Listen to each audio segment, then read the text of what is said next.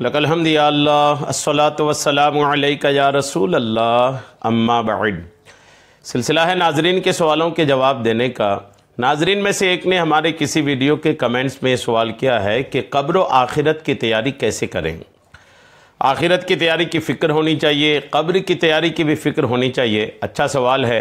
अल्लाह करे कि तमाम मुसलमानों में ये फ़िक्र बेदार हो कि आखिरत की तैयारी कैसे करनी है, क्या करनी है कि आखिरत की तैयारी हो जाए, किस तरह के आमाल करना है। बहुत अहम क्लिप ये तैयार हो रही है, आप तवज्जो के साथ अव्वल ता आखिर अमल करने की नीयत से सुन करके दूसरों तक भी इसको पहुंचाने की सआदतें हासिल कीजिए।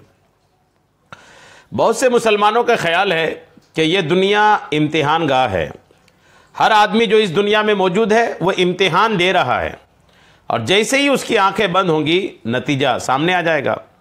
ये बात किसी ना किसी दर्जे में सही हो सकती है, मगर हकीकत यह है कि ये दुनिया इम्तिहान गाह नहीं बल्कि इम्तिहान की तैयारी की जगह है।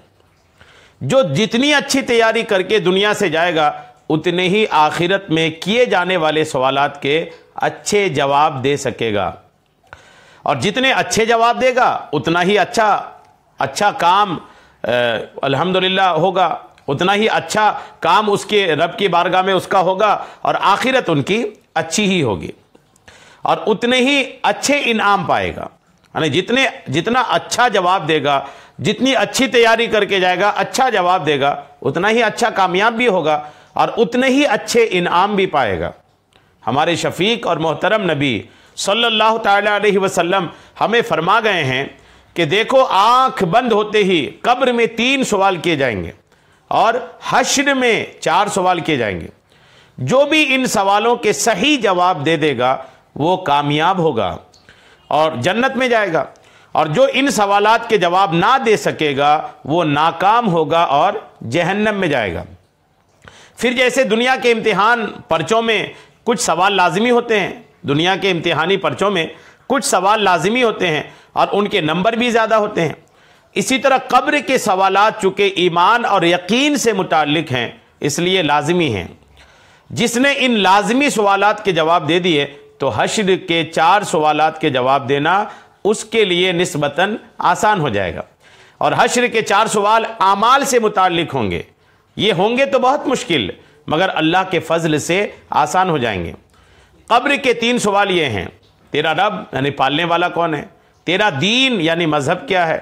हुजूर नबी करीम अलैहिस्सलाम को दिखा करके पूछा जाएगा ये कौन है जो तुम्हारे दरमियान भेजे गए थे।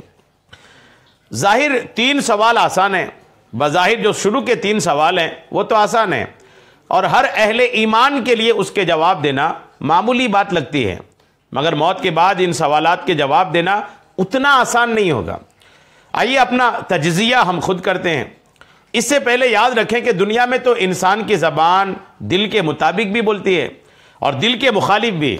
मसलन हम रात को थके मांदे घर पहुंचते हैं कि दरवाजे पर दस्तक होती है, जाकर देखा कि निहायत अजीज़ दोस्त खड़ा है।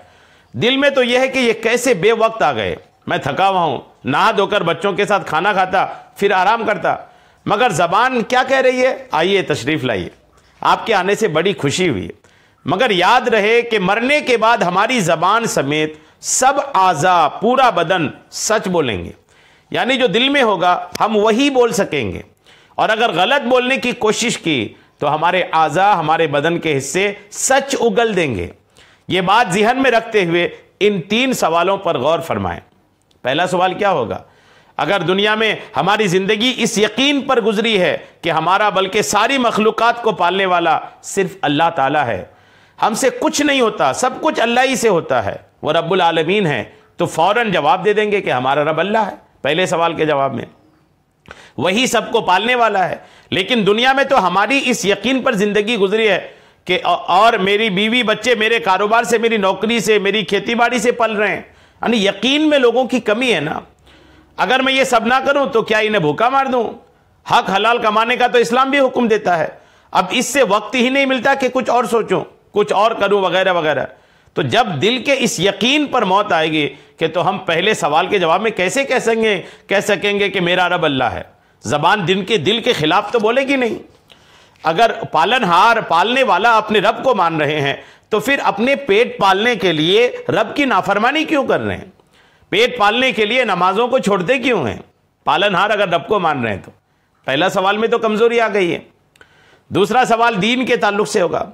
अगर पूरे के पूरे दीन पर चलते हुए इस दुनिया से रुखसत हुए तो फौरन जवाब देंगे कि हमारा दीन इस्लाम है, मगर हमें तो अपने दीन के अहकाम का पता ही नहीं, ना कभी सीखने की कोशिश की। हमारी शादी ब्याह हो या कोई और तकरीब हो, कारोबार हो या मामलात, मईशत हो या मुआशरत, यहूद व नसारा के बनाए हुए उसूल ही से मुताबकत रखते हैं। ऐसी जिंदगी गुजार कर जब हम कब्र में पहुंचेंगे तो ये कैसे कह सकेंगे कि हमारा दीन इस्लाम है? जबान दिल के खिलाफ बोलेगी तो नहीं। तीसरा सवाल नबी करीम के ताल्लुक से होगा।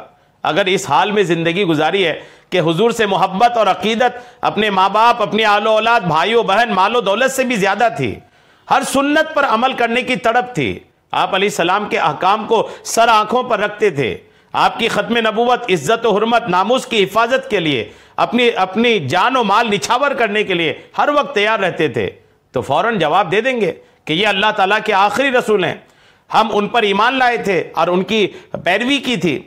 मगर दुनिया में तो जब हमें कहा जाता कि नबी से मोहब्बत की दलील आपकी इत्तिबा में है, जितनी मोहब्बत होगी उतनी ही इत्तिबाए सुन्नत हमसे जाहिर होगी, तो हम कहते हैं कि हमसे तो फर्ज ही पूरे हो जाएं, ये गनीमत है। सुन्नत पर अमल करना तो इस ज़माने में मुश्किल है। शादी ब्याह, कारोबारी मामलात, पड़ोसियों और रिश्तेदारों के हुकूक वगैरह का तो जिक्र ही किया। अगर दाढ़ी की अहमियत के बारे में बताया जाता है तो कहते हैं इससे क्या होता है? दिल में ईमान होना चाहिए। फिरंगी लिबास छोड़ने का जिक्र आता है तो कहते हैं इससे क्या होता है? इस्लाम तो सिर्फ सर ढांपने का हुक्म देता है। गर्ज ये कि छोटी बड़ी किसी सुन्नत का जिक्र आए, शैतान हमें हदीस पाक, जो आदमी किसी कौम की मुशाबहत इख्तियार करे बस वो उनमें होगा, भुलाकर उसकी तावीलात में उलझा देता है। इस हदीस को भुलाकर तावीलात में उलझा देता है।